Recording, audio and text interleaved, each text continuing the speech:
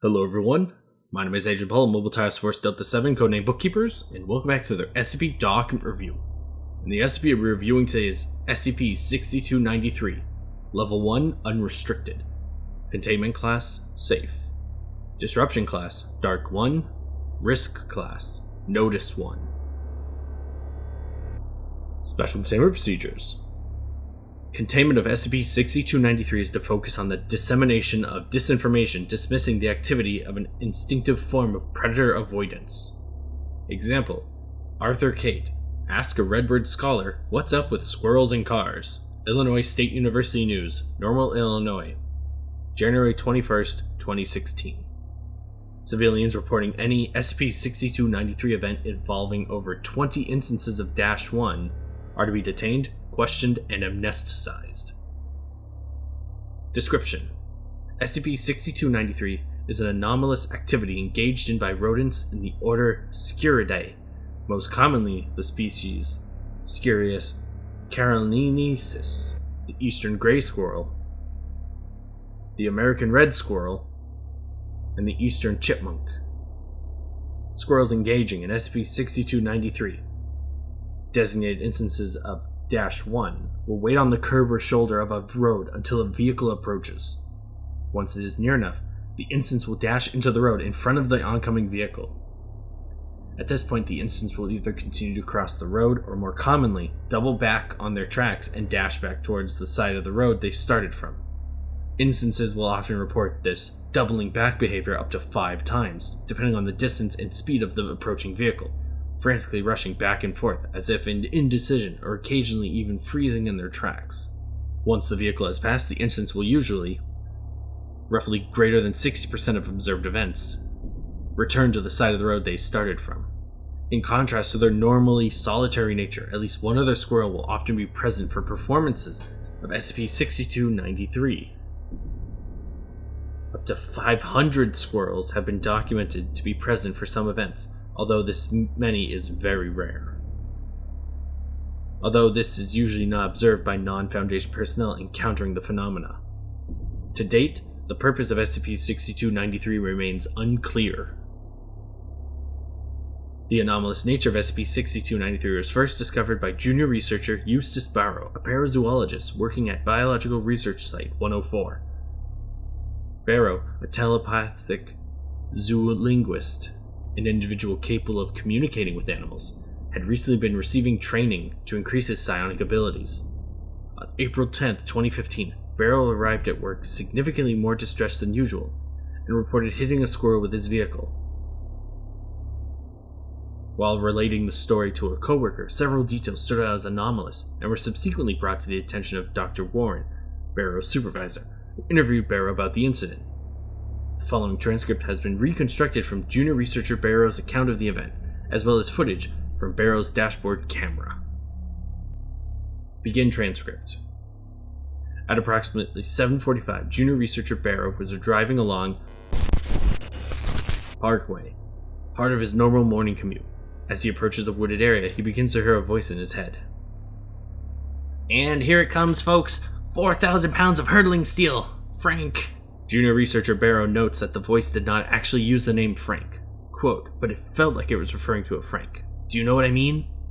Is waiting at the starting line. Look at the confidence. Tail hella high, ears back, excellent form. He tenses 700 feet, 600. Junior researcher Barrow looks around for the source of the voice. 300, 200. He's cutting it close, folks. 100, and he's off. An eastern gray squirrel dashes in front of Barrow's vehicle. Barrow swerves into the left lane to avoid it. But at the last second, the squirrel suddenly changes direction and disappears back into the plants on the right side of the road. A solid showing by Frank. A tad unambitious, maybe, but we wouldn't want a repeat of what happened to Marcia last year, would we, folks? The voice continues talking, and Barrow slaps the side of his head. At this point, he notices the time and begins to accelerate. He briefly takes his eyes off the road, fumbling with a bag sitting in the passenger seat. And here we have Davy, fresh off a career low showing against Mortimer last fall. Can he use this as an opportunity to redeem himself? The voice pauses, and Barrow reports he can hear the faint and squeaky sound of cheering. Sounds like he's still got some fans here. Barrow pulls a bottle of Silenol a side dampener prescribed to lessen the side effects of psionic amplification training, out of his bag, awkwardly unscrewing it while trying to keep one hand on the wheel. Davy is tense like a spring. The crowd is waiting with bated breath, not a sound to be heard. 400 feet, and he's off like a shot. Another eastern gray squirrel dashes out from the side of the road 120 meters in front of Barrow's vehicle. Barrow, preoccupied with shaking a pill out of the bottle, does not notice this. 1, 2, 3, 4. Are you seeing this, folks? Are you seeing this? My God, he's going for a hextuple switchback. Barrow succeeds in shaking a pill out of the bottle and looks up as he raises it to his mouth. Oh my God! Barrow simultaneously tries to swerve and brake. The still open bottle flies out of his hand, scattering pills everywhere. Is he mad? He's trying another switchback, folks. This is unprecedented. This is... Oh... Barrow's vehicle bumps slightly. That's going to leave a mark. A valiant attempt by Davy. Surely worthy of a place in the history books. Following this event, a team of parazoologists was assembled to study and document SCP-6293. Over the course of the next month, the team documented a total of 574 SCP-6293 events. In an attempt to better understand the cause of the behavior and ascertain what purpose it might have, if any, Dr. Warren authorized a 6-month solo expedition by junior researcher Barrow to make contact with instances of -1.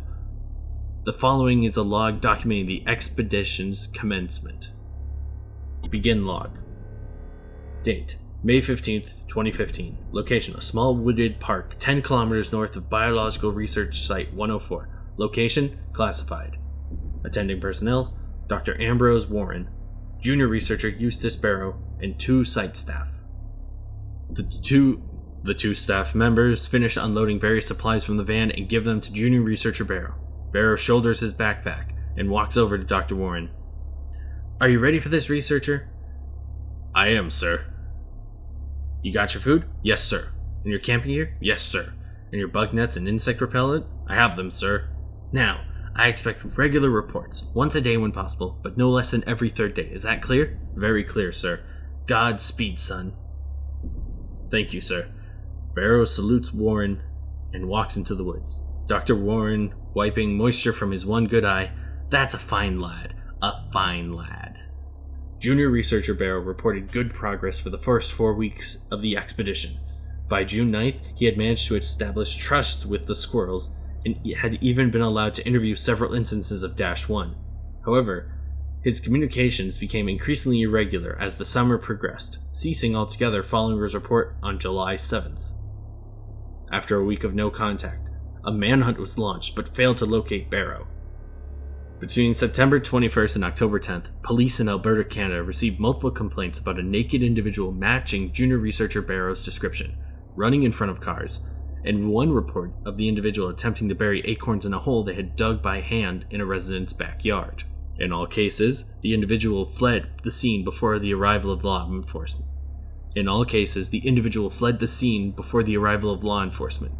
After this was brought to the attention of the Foundation agents embedded in the Royal Canadian Mounted Police, a Foundation asset recovery team was dispatched to locate and capture junior researcher Barrow. On October 12th, a Transcontinental Rigs semi-truck driver named Julian Lepret reported a pedestrian collision near Colehurst, Alberta. Emergency services were dispatched and found junior researcher Barrow naked and in serious condition. Barrow was taken to the Chinook Regional Hospital, where he was treated for 26 broken bones and several severe but not life-threatening internal injuries. The asset recovery team arrived within 2 hours and took Barrow into custody. In a post-incident interview, Lepet claimed to have been driving along a wooded stretch of road when junior researcher Barrow ran naked in front of his truck, shouting, "Witness me!"